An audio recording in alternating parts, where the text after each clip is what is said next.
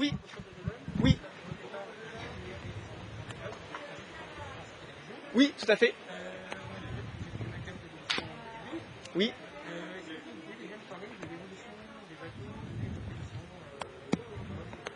Ah bah ça a pas mal changé, c'est vrai que depuis le début de la course large, depuis le début de l'histoire du Vendée Globe, les bateaux progressent énormément. Et depuis 2012, c'est vrai que l'édition suivante, en 2016, on a vu apparaître ces foils hein, sur les IMOCA. C'est que c'est déjà hein, sur les multicoques, sur pas mal de bateaux depuis quelques années, mais ça s'est quand même bien, ça a bien bouleversé quelque part le milieu de la course large. Et aujourd'hui, alors je n'ai pas le nombre exact, mais il y a plus d'une dizaine de bateaux équipés de foils. Et c'est à peu près sûr, le vainqueur aura des foils, sauf chamboulement énorme, énorme problème technique sur ces bateaux.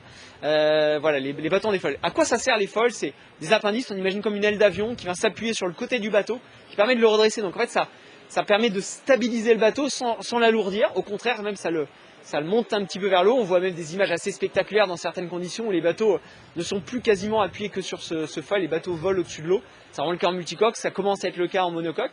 Et ça permet d'aller beaucoup plus vite. Donc là, on a des bateaux qui sont capables d'aller à 25, 30, 35 nœuds. Donc c'est 50, 60, 70 km/h. C'est absolument fabuleux. Et ça va nous, a priori, demain, là, il y a un peu de pluie et il n'y a pas beaucoup de vent. Mais demain, il devrait y avoir du vent, des bonnes conditions. Et donc on devrait avoir ces images spectaculaires de ces bateaux qui sont capables d'aller très vite. Alors moi je suis pas très objectif quand on parle, si on me demande un seul favori, tout simplement parce qu'avec mon équipe on travaille sur le projet Apivia avec Charlie Dalin, donc on a construit le bateau, on fait en sorte qu'il soit dans des bonnes conditions pour perfer sur cette course. A priori, comme d'une manière un peu objective, je pense qu'il fait partie du groupe de favoris, hein, je lis à droite à gauche, je pense que ça fait quand même un peu l'unanimité. Et moi évidemment, plus que jamais, je soutiens et je suis très très content de tout ce qu'on a fait jusqu'à maintenant pour l'accompagner dans ce projet. Quel temps peut-il faire? Quel temps peut faire le vainqueur de cette course?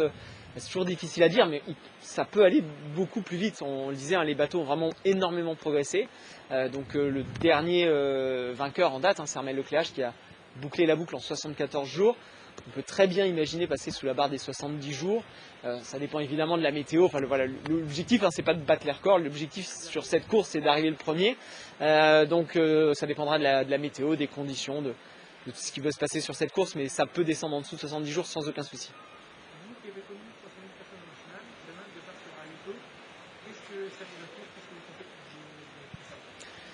Alors forcément, le Chenal des Sables d'Olonne, ça reste quelque chose d'assez magique, d'assez extraordinaire. D'habitude, des centaines de milliers de personnes en effet viennent nous saluer. Il y a une espèce d'énergie qui est complètement folle. Cette année, ça va être un peu spécial, un peu différent. Je pense que l'énergie, elle y sera quand même parce que c'est les Sables d'Olonne, c'est le Vendée Globe et même s'il n'y a personne, je pense qu'il y aura quand même quelque chose de très très fort. Néanmoins, c'est incomparable avec ce qui a pu se passer sur les éditions précédentes. Néanmoins, l'excellente nouvelle, c'est qu'un événement majeur comme le Vendée Globe va bien partir. Les bateaux vont partir et quelque part, dès que les bateaux auront coupé la ligne de départ, le Vendée Globe va reprendre ses droits et le format de la course va ressembler à ce qu'on a pu vivre sur les éditions précédentes. Donc on a une chance énorme d'avoir ce grand événement sportif cet hiver. On a besoin un peu de rêver, on a besoin d'air frais, de liberté dans cette période particulière. Et donc voilà, on peut évidemment se réjouir que le départ ait bien lieu, que les bateaux partent. On va pouvoir rêver pendant plusieurs semaines cet hiver en suivant cette course. Et moi je suis hyper content à terre en tout cas d'avoir cette course à suivre dans les jours qui viennent. Alors vous avez gagné en 2012, c'était votre première et seule participation au Vendée Globe. Oui. Comment on en ressort sur le plan humain de gagner un Vendée Globe et quel souvenir vous en gardez?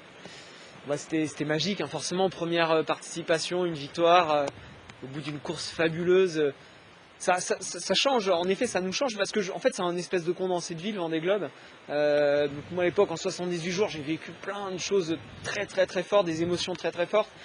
Et donc voilà, pour moi, c'est comme un petit condensé de vie et je suis plutôt optimiste à penser que la vie nous fait progresser, qu'on évolue toujours au fur et à mesure de notre vie et que là, bah, sur cette course, en effet, forcément, sur autant d'émotions, autant d'expériences vécues, on est un peu différent et je crois, j'espère être un être humain un peu meilleur après le Vendée Globe. J'espère l'être un peu tous les jours et clairement après des grandes courses comme ça, je pense que ça nous modifie, ça nous change au plus profond de nous dans le bon sens, j'espère. Dernière question,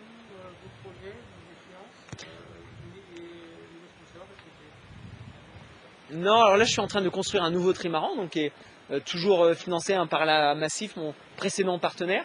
On va mettre ce bateau à l'eau au mois de juin et on est en train de rechercher un nouveau modèle économique autour de ce bateau. On veut vraiment porter une cause forte en partenaire titre quelque part sur ce bateau. C'est ce qu'on est en train de, ce sur quoi on est en train de travailler actuellement. Je suis très optimiste. Il y a plein de portes qui s'ouvrent, mais ça reste un projet très ambitieux.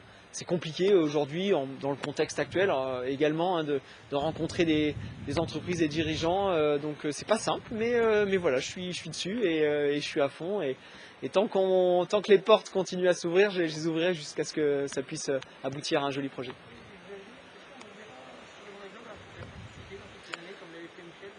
Il faut jamais dire jamais.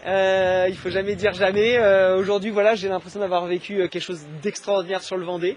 Je suis content aujourd'hui d'y participer avec Apivia, avec Charlie, d'avoir pu transmettre quelque part toute l'expérience de mon équipe sur ce projet. Donc je suis très content de le vivre un petit peu différemment. C'est pas vraiment, enfin, voilà, j'ai la chance de naviguer en ultime aujourd'hui. C'est des bateaux qui sont fabuleux. On peut pas tout faire, mais voilà, on verra bien ce que nous réserve la vie dans les années qui viennent.